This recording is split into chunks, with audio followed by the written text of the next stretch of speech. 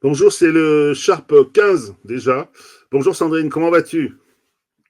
Bonjour, doucement, toujours handicapé, mais en voie Toujours handicapé, d'amélioration.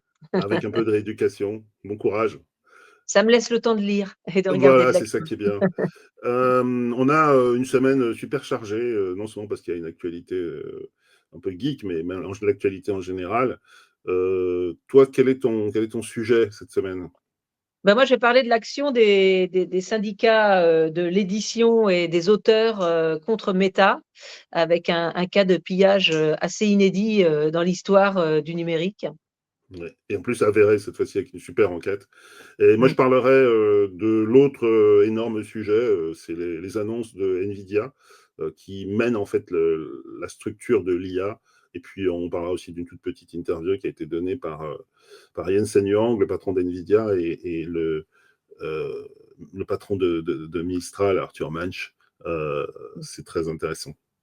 Alors, que se passe-t-il du côté des pirates du livre? Alors, l'effet tout simple, cette semaine, le SNE, le syndicat national de l'édition, la Société des gens de lettres, donc qui représente les auteurs, et le SNAC, qui est le syndicat des auteurs et compositeurs, a entamé une action en France contre Meta pour parasitisme et ou contrefaçon du droit d'auteur. Ce qui est en cause, c'est les modèles d'entraînement de l'IA et le fait que l'IAMA 3, l'IA de Meta, a utilisé illicitement de très gros stocks des données d'entraînement sans évidemment demander le consentement des auteurs et sans rémunération, juste rémunération à cet égard. Donc, à la clé, et ce qui sous-tend l'action, c'est que il y a depuis 2023, The Atlantic mène des reportages d'investigation sur tout ce qui est ces fichiers de données d'entraînement qui traînent un peu partout sur le net. Donc là, celui qui est en cause cette action juridique, c'est LibGen, qui est une base qui a été créée en 2008 par des ingénieurs russes et qui regroupe 7 millions et demi de livres donc, qui sont soumis à des droits d'auteur et 81 millions d'articles de recherche. Donc, cette base a été aussi utilisée par OpenAI et Meta, enfin par Bloomberg GPT. Donc, Meta n'est pas le seul à l'utiliser. Il y a aussi trois grosses bases de données de livres qui s'appellent Books One, Books Two et Books Three qui Ce circulent. qu'on voit à Donc, l'écran, c'est vraiment l'enquête de The Atlantic qui est énorme, qui est du vrai journalisme d'investigation avec toutes les preuves. tout à fait. Alors, non seulement il y a les preuves de quel fichier a été utilisé, mais aussi comment, à l'intérieur de l'entreprise, on a été amené à se dire oh là là, ça prend beaucoup de temps quand même d'aller demander récupérer les fichiers L'autorisation. de numérisation. Ça va prendre 4 semaines, donc ben non, on va pas le faire. Et puis bon, de toute manière, ça irait plus vite si. Et puis on va quand même demander au patron. Et le patron a dit mais oui, bien sûr, Bah, allez-y. Voilà. c'est pas étonnant. Hein. À l'époque, d'abord, il a une culture de hacker. Hein. Quand il était ado, il était Mm. hacker. Et donc, son motto, c'était Move fast and break things. Et là, Mm. c'est typique. Le gars, même s'il est patron d'une multinationale aujourd'hui, il dit bah, on va tout casser, hein, puis on verra bien. Et puis au pire, on aura des procès, mais bon, ça vaut le coup. Alors, il est en retard quand même Oui, oui, sur le marché. Il a fait le pari de l'open source, oui, donc il va probablement s'appuyer là-dessus oui, pour expliquer qu'il fait un fair use, donc qui est une notion oui, américaine. Donc oui. eux, ils estiment que c'est le droit américain qui s'applique et pas le droit français. Et donc eux, ils sont sur une législation du copyright et une législation du fair use, c'est-à-dire des exceptions au copyright, c'est une utilisation raisonnable. Alors, Donc je il y a des... pense ils sont tous sur cette ligne. Il y avait aussi un article, je crois que c'était l'Axios qui disait ça, qui sont tous en train de faire pression auprès de Trump, qui soutiennent pour beaucoup, en tout cas ceux qui sont impliqués dans cette histoire, pour dire ben, il faut que tu nous donnes un coup de main. Parce que manifestement, les ayants droit ni aux États-Unis ni en Europe ne vont se laisser faire. Et ils font pression pour qu'il y ait une exception sur l'entraînement. Et c'est pas du tout trivial parce que c'est la même chose qui se passe sur le cinéma. Hein, c'est la même chose qui se passe sur les scénarios. Pour entraîner les modèles de scénario, bah, ils ont été prendre les modèles de doublage et de sous-titrage. pour contourner. C'est là où leur position, elle est effectivement celle de hacker, mais elle n'est pas des positions de multinationales. En toute logique, ils devraient intégrer dans les coûts de produits les rémunérations des auteurs et éventuellement répercuter. Mais dire, ah ben non, je me suis entraîné, ben, bon, enfin oui, j'ai pris des trucs qui n'étaient pas officiels. Ben, c'est très délicat. Alors, c'est surtout que l'action, elle est intentée en France. Donc, le fair use, ce n'est pas une notion de droit français. Et en France et en Europe, on a une directive droit d'auteur qui existe depuis 2019, je crois. On a le DSA et le DMA et l'IA Act. Donc, tout est quand même bien bâché. Tout est bien. Voilà. Et en plus, sur le fair use, il y a quand même des critères qui sont pour quel but on utilise ces données, pour quelle nature d'œuvre, quelle proportion on en prend, et puis l'effet que ça a sur le marché de l'ayant droit. Donc, de ce point de vue-là, tous les signaux sont au rouge de toute manière. En France, il n'y a qu'une exception, même deux petites exceptions au droit d'auteur, c'est la parodie, et c'est la citation d'extrait, et c'est la copie privée. Donc, nous, on est ultra clair là-dessus. Donc, ils vont jouer l'extraterritorialité, ça va durer des années, et après, il y aura un accord.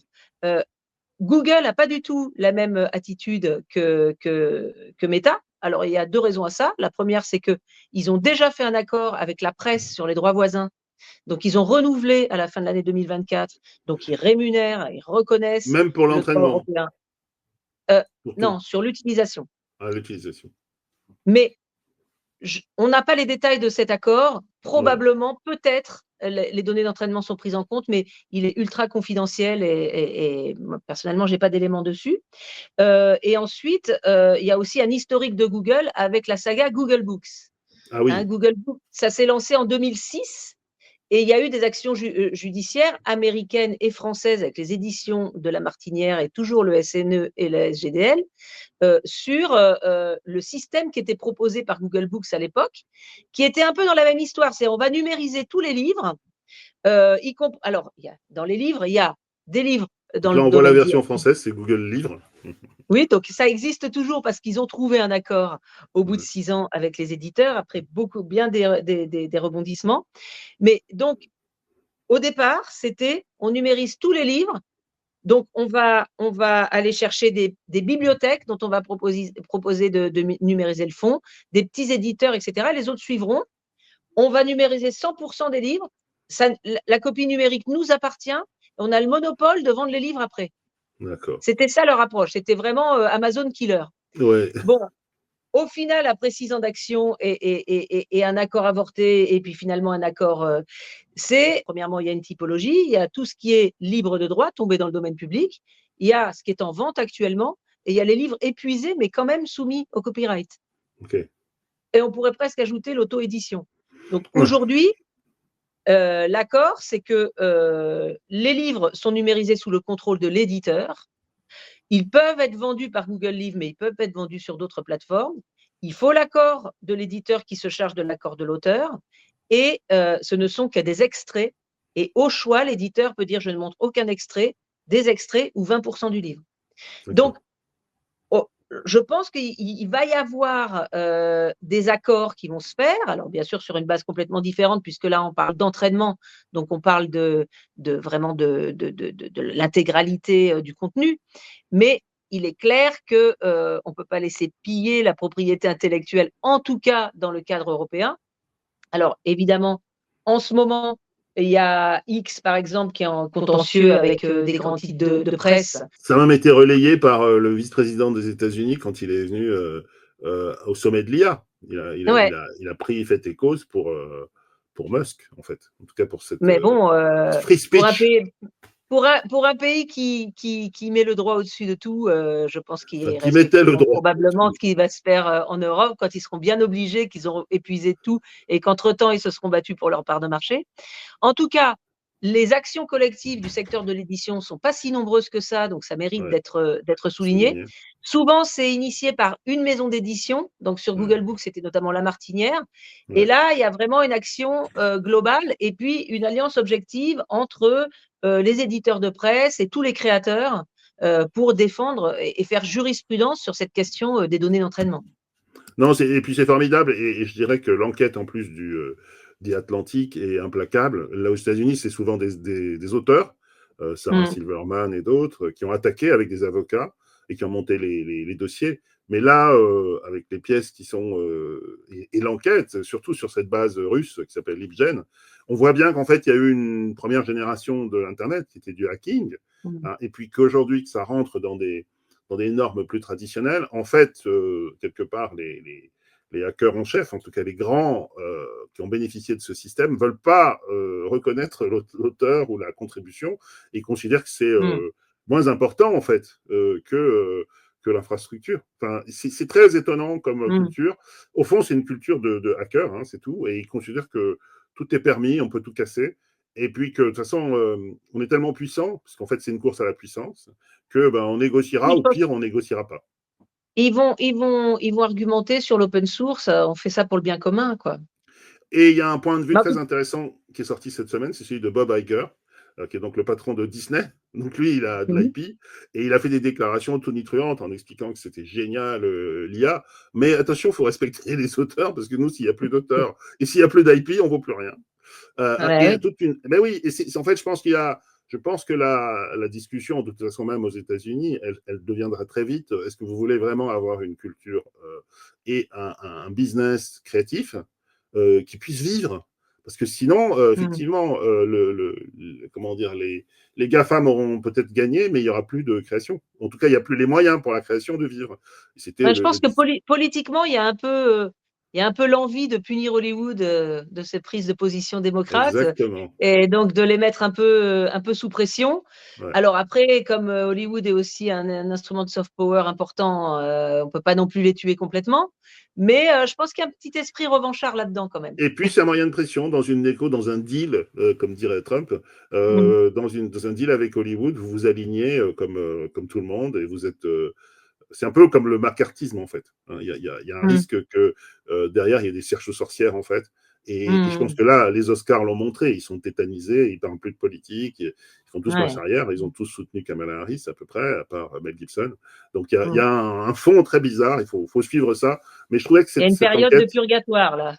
Oui, et cette enquête, et puis le fait que les Français et les Européens réagissent dans le moment où on est, ça ne va pas s'arrêter là. Et je ne suis pas sûr que ça sera un dénouement classique, en tout cas pas un happy end comme ils ont l'habitude. Mm. Voilà. En tout cas, merci, parce que c'est vraiment un super sujet qui est à la fois technique, mais aussi très juridique, et qui a un impact sur nous. Parce que si on veut préserver finalement notre souveraineté, il faut pouvoir empêcher que les lois françaises ou les lois européennes soient bafouées de cette manière-là. Donc, ça va passer Ouais, par des puis bras de fer. d'où viennent ces bases? Enfin, Books One, c'est 100 000 livres, Books Three, c'est 200 000 livres. Elles ont quand même été faites par des gens qui sont Bien quand sûr, même aussi responsables de leur construction. bien sûr. Donc, Voilà. bon, je pense qu'on les Alors, au retrouvera début, jamais. c'était universitaire. Hein. Et puis, c'était universitaire et construit par des individus, ce qui est la vieille tradition du Hmm. partage Les savoirs.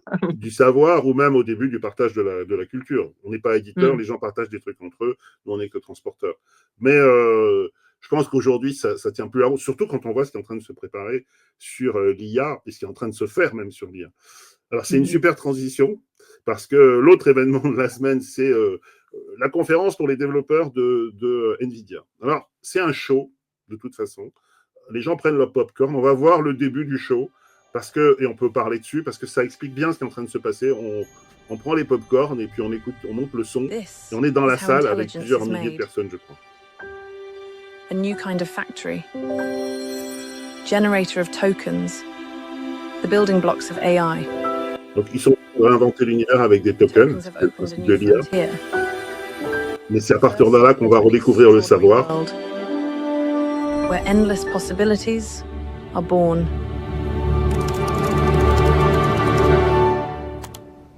Tokens transform images into scientific data, charting alien atmospheres. Lui, il part d'une base scientifique. Of tomorrow. Et tout ça, c'est des applications actuelles de l'IA. Turn raw data. Pas que de l'IA générative, mais de l'IA, grâce aux puces NVIDIA. avec des applications concrètes sur la météo. Tokens decode the laws of Oui, physics. toujours le bien commun. Ah oui, Nvidia, ils sont très très loin de la guerre. Hein. Ils peuvent pas, ils travaillent beaucoup pour tout le monde, pour les Chinois en particulier, et puis ils sont à Taïwan hein, à l'origine. Mais ça, c'est des applications qui existent. See disease before it takes hold. Et toutes les boîtes qui sont présentées sont présentes dans la salle. Elles ont payé leur place, très cher, et elles financent en fait le GTC. And learn. Ils les remercient régulièrement, tous ces sponsors. Tokens connect the dots. Et c'est une entreprise, Nvidia, qui venait du jeu vidéo, hein, Protect our most noble creatures. très spectaculaire, qui sait très bien faire son storytelling. They turn potential into plenty.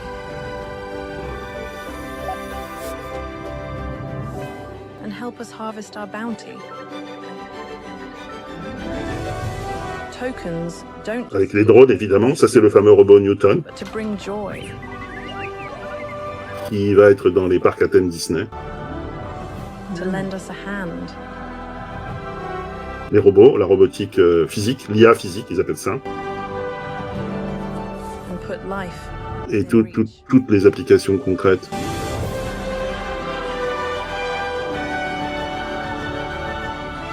Donc là, il y a la musique hollywoodienne, il y a Hans Zimmer, c'est vraiment la présentation. Together, we take Et là, ils arrivent dans la salle, to bravely go c'est un concert de rock.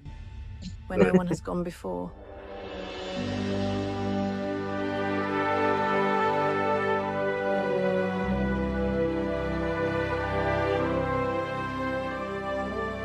Et donc ça, c'est la présentation virtuelle de Nvidia sur un écran géant. It's where it all begins. Et là, arrive le sauveur.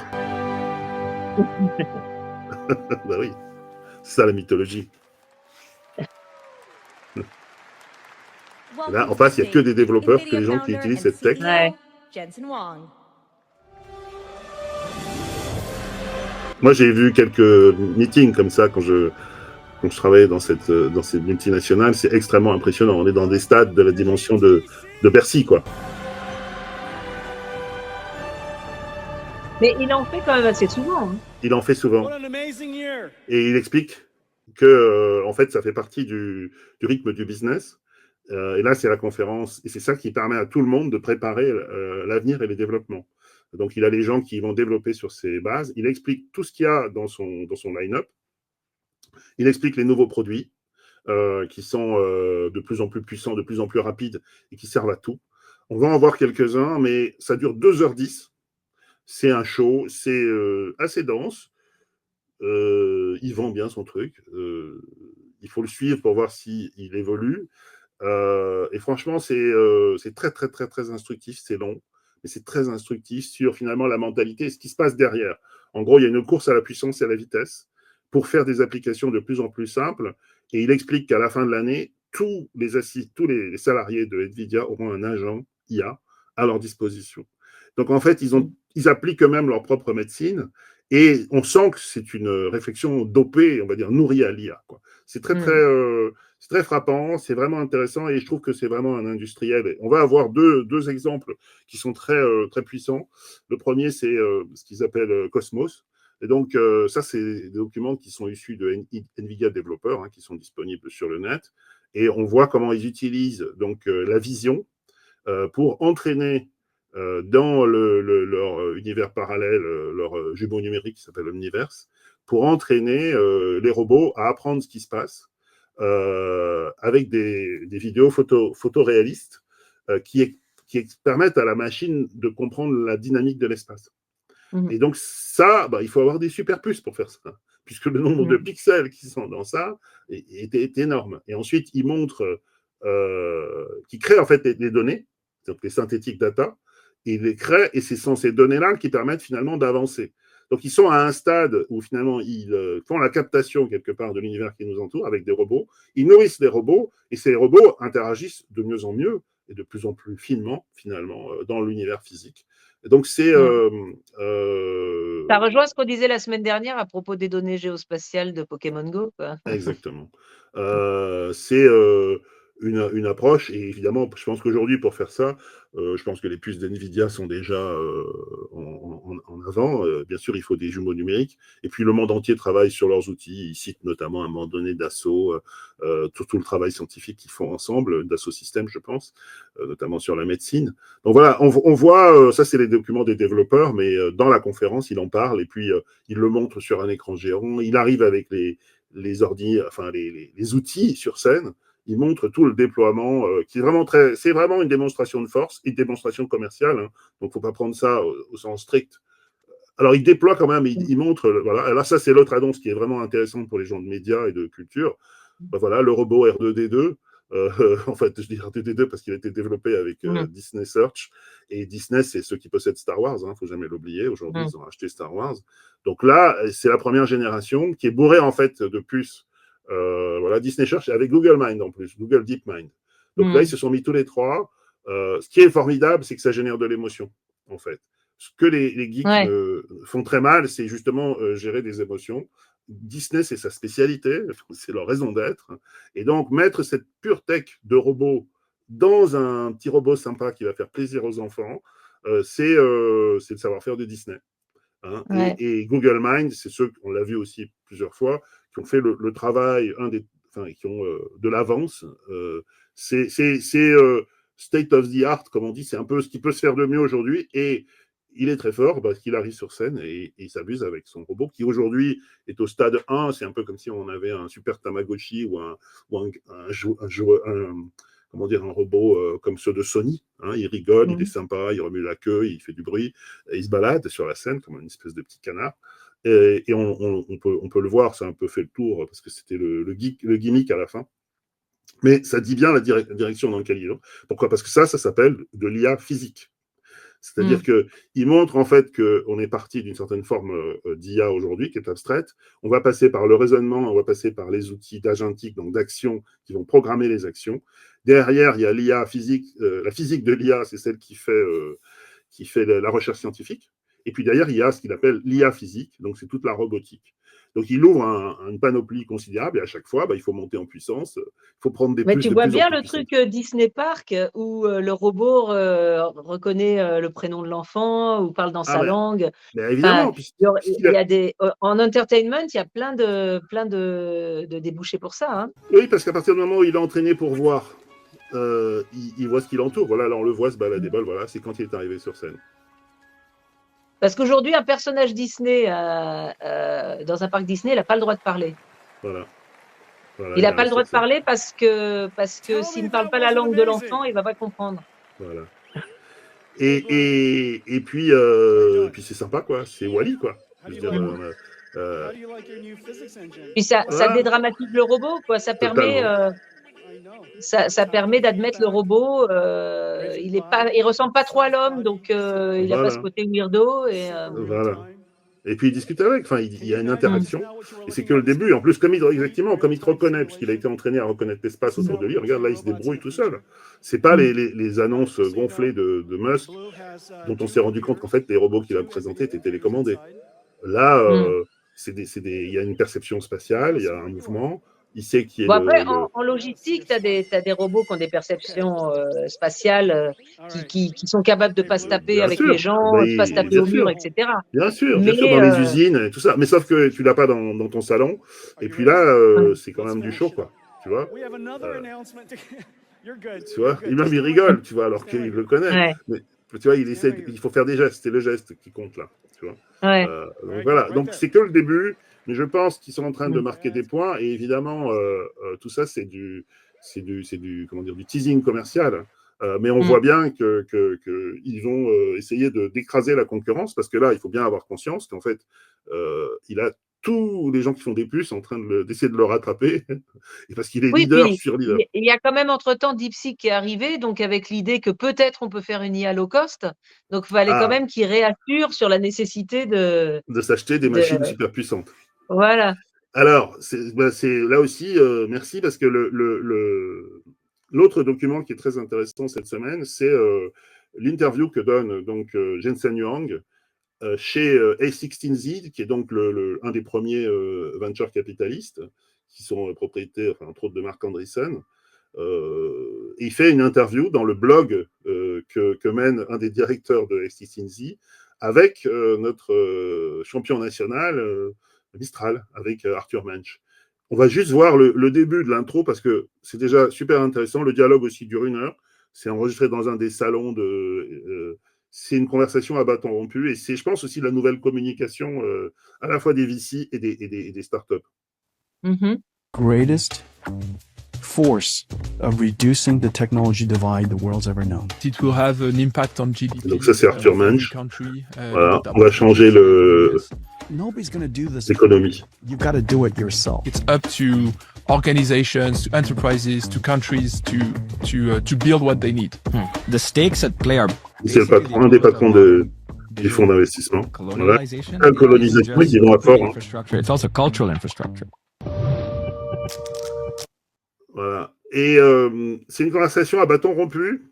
Et le host, hein, qui est donc un des patrons du fonds, met les pieds dans le plat. Il dit si j'étais patron d'un pays, parce que c'est comme ça qu'il parle, si j'étais comment je ferais pour faire mon IA souveraine? Quels sont les différents degrés d'industrialisation en gros, voilà, est-ce que tu as les puces? Et puis, ce que dit tout le temps Arthur Mensch, c'est oui, mais bon, il faut une culture. Et en fait, l'IA ne fait que refléter la culture du pays. Ce que tu mets dans le pays, il prend un exemple à un moment donné, si tu fais un truc sur la médecine en France, tu dois avoir une très forte connaissance du français puis une très forte crédibilité sur la médecine.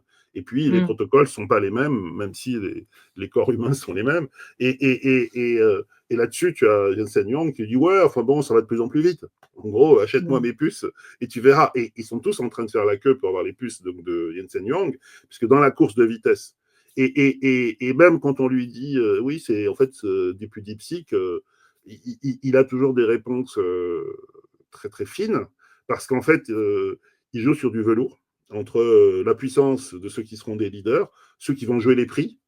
Et puis en plus, il fait très attention parce que DeepSeek, c'est aussi fait avec des puces NVIDIA, qui ont été un peu carottées dans des conditions pas très claires par l'investisseur chinois de DeepSeek, le financier. Donc, il est sur un corps de raid. D'origine, il vient de Taïwan. La plupart des usines, elles sont à Taïwan. Donc, c'est un des actifs clés qui peut même expliquer pourquoi la Chine s'intéresse tant à Taïwan. Et donc, on est devant, il est sino-américain, il a une culture de Taïwan, mais il a été éduqué aux États-Unis, je crois qu'il a fait Stanford en plus. Et donc, tout ça, c'est pour dire qu'en fait, on est vraiment sur un acteur majeur. Et le dialogue avec Arthur Mensch est vraiment intéressant. La façon dont le patron, un des patrons de A16Z, finalement positionne l'IA souveraine, ce qui est un thème politique en fait. C'est vraiment très lumineux. Et puis, on voit bien aussi quel va être le business de Mistral pour exister dans ce monde-là, c'est-à-dire faire des adaptations, puis à un moment donné s'appuyer sur les spécificités pour essayer de se déployer et devenir aussi un très grand, pas une super jeune pousse, mais un très grand. Et je pense que, voilà, il y a une carte européenne, c'est évident. Il y a une carte européenne sur les puces. TSMC, qui était en Angleterre, a été racheté et fait partie maintenant du groupe qui va investir aux États-Unis sur les puces. En tout cas, un des principaux concurrents va être aussi aux États-Unis. Mais on a en fait beaucoup de cartes à jouer.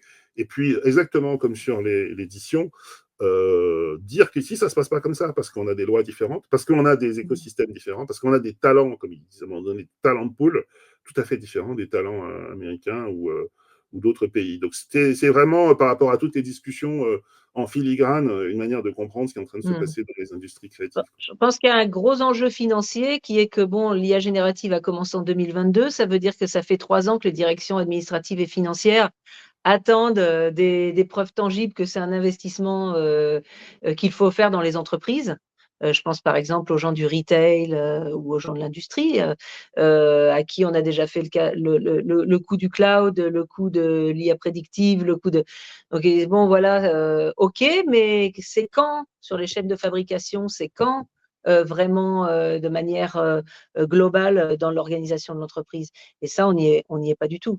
Donc, il faut quand même revivifier le marché, en particulier pour ces IA générales, alors que l'IA agentique est en train de décoller. On va le voir, qui demande toujours du NVIDIA, hein, mais il y a quand même un problème de lisibilité de tout ça vis-à-vis des financiers, je pense. Alors, je trouve que ça dépend des industries. Manifestement, il y a beaucoup d'avancées dans certains. C'est ça, c'est ce qui est intéressant dans le corps du discours de Jensen Huang quand il est sur scène, parce qu'en face, il remercie tous ces gens.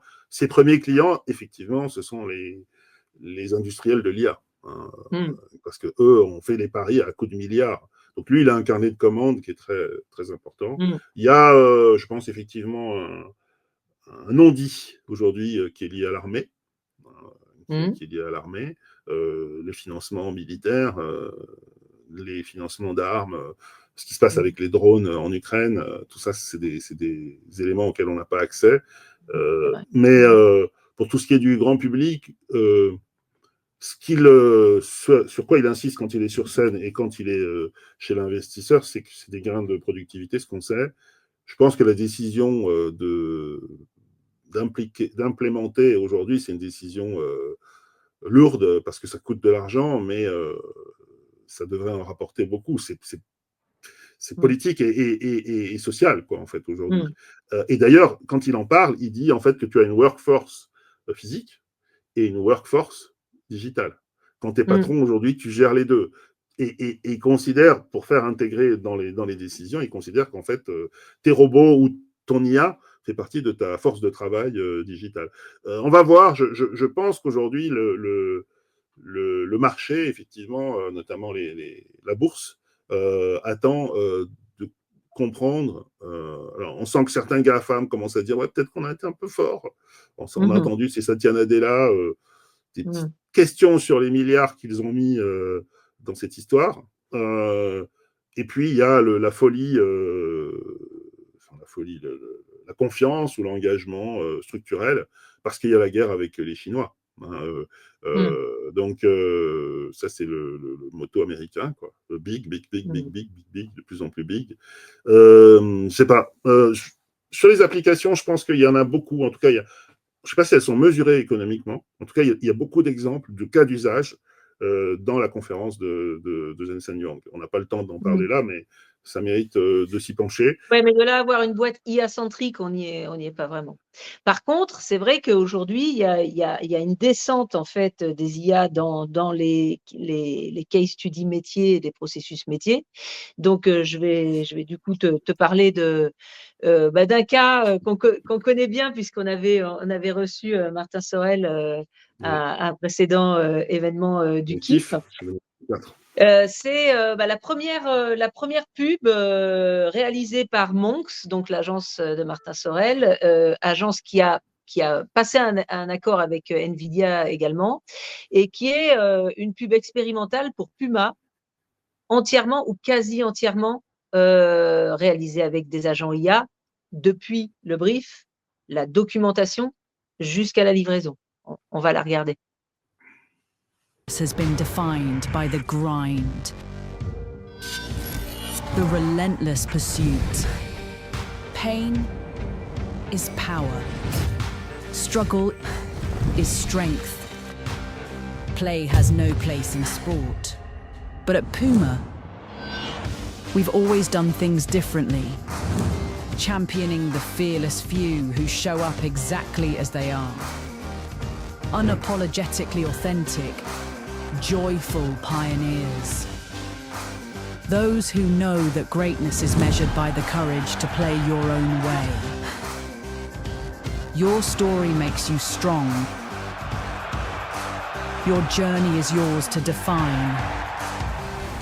Move the world like only you can, because greatness is in your nature. Alors qu'en penses-tu ?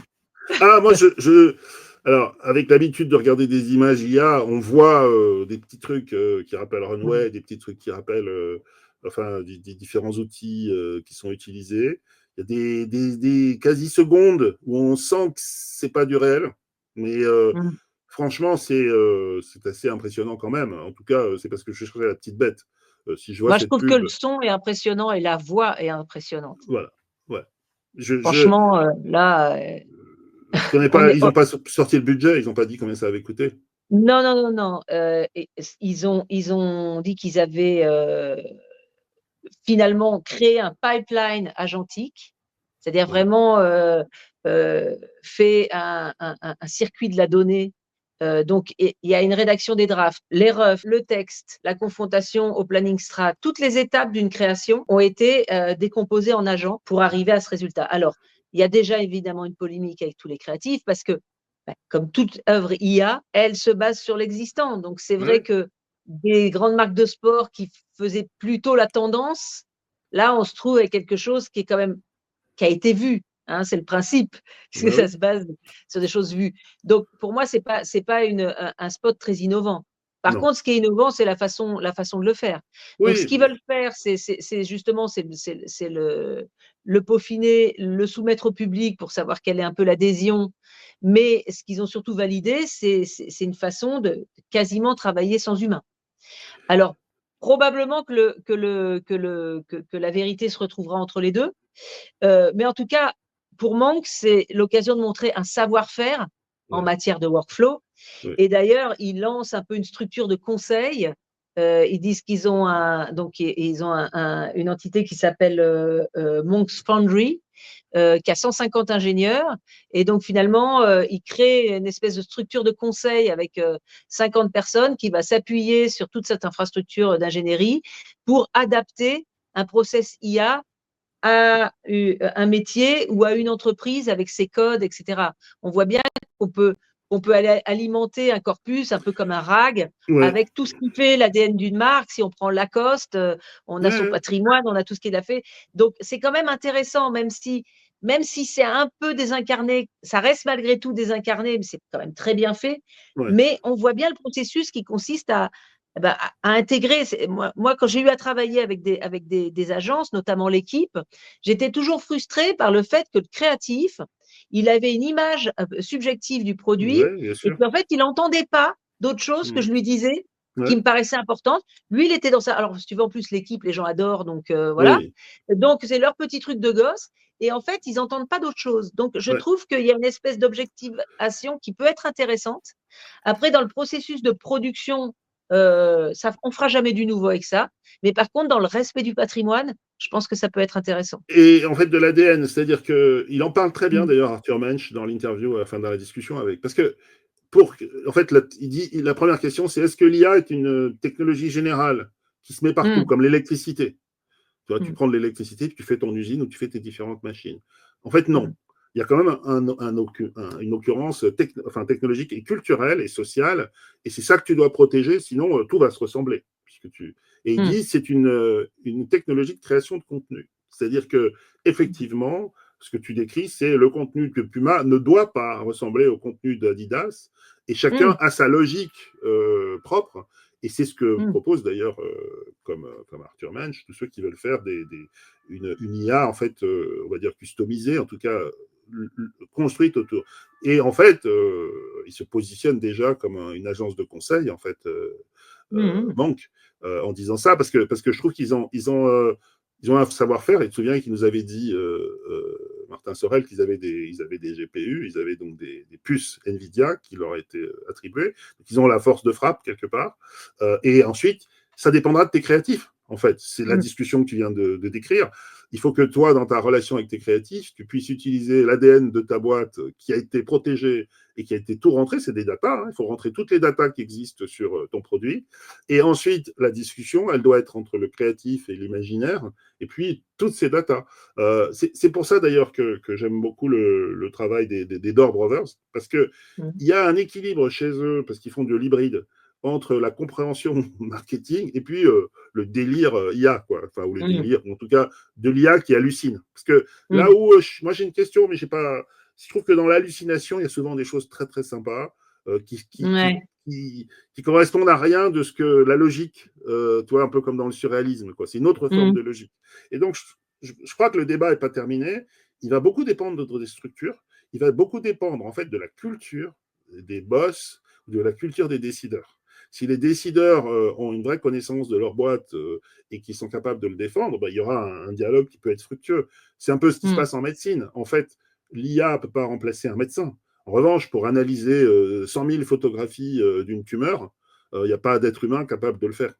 Hein. Alors que du coup, quand on a la photo, on a, je sais pas quoi, 50 000 photos d'avant la tumeur et 50 000 photos d'après la tumeur, ça peut aider un médecin qui est déjà expérimenté, qui a déjà une culture. Je crois que c'est un peu le... Enfin, j'espère Mais que c'est ce qui va se s'agissant du passer. créatif, c'est pas parce qu'il a vu 100 000 publicités qu'il va te sortir la bonne idée. Non. Voilà. Là, on est vraiment dans la création. Oui. Et là, dans ce pipeline agentique, le créatif, il met un brief dans la machine, quoi. Hein. Ça, C'est tout. et il Mais je pense que contrôle. c'est... Voilà. Et ça doit Je être pense... assez frustrant. En tout Moi, je cas, crois pour d'abord l'instant, qu'il va y avoir des c'est compétitions. vent debout, quoi. Oui, Hein. mais oui, ça c'est normal. Il va y avoir des Ouais. compétitions. Il va y avoir des gens qui vont apprendre. C'est ce que disent tous. Hein. Tu ne vas pas être remplacé par quelqu'un, par de l'IA. Tu vas être remplacé par quelqu'un qui sait utiliser l'IA. Et donc, il va y avoir des créas qui vont avoir le knack, le truc, pour le rythme, pour trouver la bonne façon de tourner cette IA avec des bases de données, avec, au fond, le même fond. Tu vois. Et inversement, tu vas avoir des gens qui vont faire tout le temps la même chose. D'ailleurs, ça se voit déjà. Il suffit de regarder les IA qui circulent, les petits films partout. Il y a des gens qui font tout le temps la même chose. Puis il y a des gens qui ont trouvé quelque chose. Et bon, moi, quand j'en vois 2 ou 3, j'essaie de les poster pour voir si ça fait des réactions. Et puis on voit qu'ils développent un style original. Au fond, c'est comme un interprète. Je veux dire, avec un Stradivarius, qui est un outil d'élite, les très grands musiciens s'expriment. Mais si tu es mauvais, de toute façon, on peut te donner un Stradivarius, ça ne sert à rien. On ne va même pas te le donner. Tu vois. Et donc, c'est pas l'outil qui remplace l'humain. Maintenant, savoir jouer, être un virtuose, ça va exister aussi. Et c'est pour ça que je pense qu'il faut suivre ce débat. Et alors, parlant de virtuose, je ne sais pas si on peut dire que Stanislas de la Livonnière est un virtuose, mais moi, je suis tombé sur un petit film qu'il a posté sur LinkedIn, qui est très intéressant parce que là où justement les geeks, c'est toi qui nous avais parlé de lui, de son travail, je crois que c'est aux Échos, c'est ça? Aux Parisiens. Aux Parisiens, pardon, dans le groupe, on va dire. Il s'occupe de quoi exactement dans le groupe? Il s'occupe de la vidéo, voilà. avec une forte sensibilité IA. Voilà. Et moi, ça m'a frappé parce que comme je regarde beaucoup ce que font les autres, je trouvais qu'il avait une touche différente parce qu'il a une autre culture. Il a une culture de l'info, notamment. Et donc là, il a inventé un personnage qui est un artiste indépendant dont on découvre l'identité. Et c'est traité avec les codes de l'info. Je ne sais pas si on peut en voir quelques extraits tout de suite. Mais voilà, ça commence avec dans un café. Et puis, il a mélangé cet hybride avec des vrais acteurs. Et il y a une annonce dans le journal. Ça pourrait être un documentaire. Hein. Il y a une annonce... Breaking news! Tom Toy's identity has just been revealed. On a The most découvert qu'il famous était... street artist in history, Ça, c'est de remaining l'IA. anonymous for La fille decades, qui est is sur le French plateau. and known as Gabriel Alors après, je ne sais Fournier. plus quels sont les vrais ou Kurt les faux. Jackson from the New York Herald just revealed the Avec une fausse information. chaîne d'infos. He also Bien. says the artist Et has c'est an mélangé avec amazing des stock of extraits artwork. de After vrais, 3 de years of faux. investigation, the journalist says he will Et publish les more in codes de the coming l'info, on les reconnaît days. tout de suite. Tom Toy's sculptures, mostly made of plastic trash, are frequently sold at tens Il a of inventé millions. cet artiste. The most Et monumental donc, en fait, ones il are joue avec les settled on codes de la buildings télé, avec les around the codes de world. l'info. It represents Il y a des wildlife vrais to acteurs raise qui jouent public dans awareness son of film IA. environmental conservation. Some Et of on voit them tout are de suite also que hanged on ça several ressemble border plus à ce walls qu'on a to l'habitude de denounce voir. anti-immigration policies. Mais c'est l'histoire, c'est la façon de le faire qui est amusante. The Colors of Madness, c'est un film IA. Hein, voilà. Mais ça, c'est les codes de la télé traditionnelle. Et ça, c'est les vrais acteurs. I found out that Fournier has a network of workshops Ça, and je pense que c'est warehouses de l'IA. hidden away Je suis pas in the sûr. French countryside. Okay, boys, have you been there? No, I couldn't. Mais c'est I sûr didn't gain qu'il access s'est yet. amusé. Okay, we're working on Ouais. this. but I know that he has C'est intéressant parce que c'est hybride whole entre le vrai et le network faux. of C'est du vrai faux, HubSpots c'est where he du. keeps all this stuff. Ça pourrait être un reportage. Boy, Okay. you already wrote about the Il y a des warehouse. vraies personnes. Là, on voit bien que c'est un vrai Parisien. En tout cas, je ne sais pas quel journaliste l'a inspiré ou qui joue. Ça, je pense que c'est un cliché. Somewhat known already. avec les bretelles et tout, new-yorkaises. Et là, c'est du vrai. Et Et je trouve que Mm. il est en train, avec sa propre culture, de vraiment démontrer ce qu'on était en train de, dont on était en train de parler. C'est parce qu'il baigne dans l'info d'un journal. Ça ressemble à des séries télé américaines avec la maison à Malibu avec la piscine au milieu. Et là, voilà. Et donc il a un jeu constant entre les œuvres qui sont de l'IA, les témoignages qui sont du réel filmé avec une caméra, je crois. Hein, il me semble que les gens sont vrais. Je les connais pas, mais soit c'est des collègues, soit c'est sa famille, soit c'est des acteurs, je sais pas. Et puis là, on voit que c'est de l'IA. Tu vois, le gars qui a sa piscine avec son guépard et ça. Alors, beaucoup de journalistes diront que alors, c'est pas journalistique. Après, pour moi, c'est quelque chose qui est un peu entre les deux. Un peu comme quand on fait une reconstitution sur une enquête, voilà, on reconstitue des séquences. Bon, ça aide quand même à la compréhension de l'actu. On sait bien que c'est pas réel. Mais ça permet de le mettre, parce que par exemple, quand il met des œuvres le long de murs de prison, il est bien évident que même en reconstitution, tu vas avoir du mal à faire ça, quoi.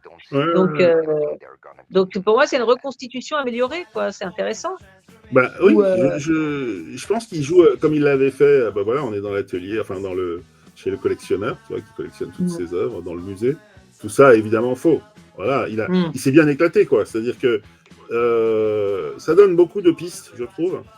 Et je pense que c'est l'univers qui l'intéresse. Tu nous avais montré ce qu'il avait proposé, où il était parti du texte d'un Jack London, je crois.